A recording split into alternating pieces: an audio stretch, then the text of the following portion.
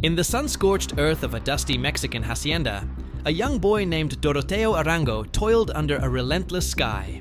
His face, etched with hardship beyond his years, mirrored the struggle of a nation on the brink of change. This was not the beginning of a simple story, but the forging of a legend in the fires of poverty and injustice. The land itself seemed to whisper of a storm to come, a revolution that would soon have a name known across the world. Forced into the life of an outlaw after a violent confrontation to defend his family's honor, the young man shed his old identity. He became Pancho Villa, a name that would soon resonate with both fear and hope. Drawn to the great upheaval of the Mexican Revolution, he joined the cause, his raw charisma and fierce determination catching the eye of revolutionary leaders. This was no longer a fugitive hiding in the mountains. This was a revolutionary finding his purpose, a spark ready to ignite a wildfire across the plains of Mexico. Villa's destiny was not to remain a mere foot soldier. On horseback, he emerged as the charismatic general of the División del Norte, a powerful and loyal fighting force that became the stuff of legend. His military tactics were as brilliant as they were unorthodox, often catching his federalist enemies completely off guard. Scenes of thunderous cavalry charges and decisive chaotic battles defined his rise. Amidst the smoke and clamor, the resounding cry of his devoted men echoed through the canyons. Viva Villa! He was transforming from a bandit into a master of war. His influence grew beyond the battlefield. As the powerful governor of Chihuahua, Villa implemented radical social reforms that cemented his status as a folk hero.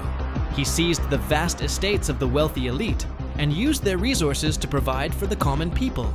Images of him distributing food to the poor and opening schools for their children spread throughout the country. For the downtrodden masses, he was more than a general. He was a savior, a modern-day Robin Hood who fought for the promise of a more just Mexico. However, Villa's path was fraught with controversy and conflict. His revolutionary ambitions collided with international politics, leading to the infamous 1916 raid on Columbus, New Mexico. In a bold and desperate act of defiance against American support for his rivals, Villa's forces crossed the border, leaving a trail of fire and chaos. This singular event transformed him from a regional hero into an international enemy, forever complicating his legacy and setting the stage for a dramatic confrontation. The raid provoked the wrath of the United States, which launched the massive punitive expedition led by General John J. Pershing. A modern American army, complete with cars and airplanes, ventured deep into the rugged mountains of Mexico with one singular mission: to capture Pancho Villa. Yet, the legendary guerrilla fighter knew the terrain like the back of his hand. For nearly a year, he masterfully evaded his pursuers, melting into the landscape and turning the determined hunt into a frustrating and ultimately fruitless endeavor for the Americans. Eventually, the tides of war turned, and an older Pancho Villa accepted a pardon, retiring to a sprawling hacienda in Canutillo. He laid down his arms but never his influence, remaining a powerful symbol of defiance.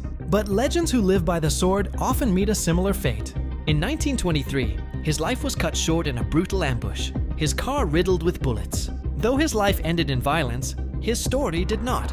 The final, iconic portrait of Pancho Villa endures not just as a man, but as the immortal spirit of rebellion, a lasting symbol for all who dare to fight against impossible odds.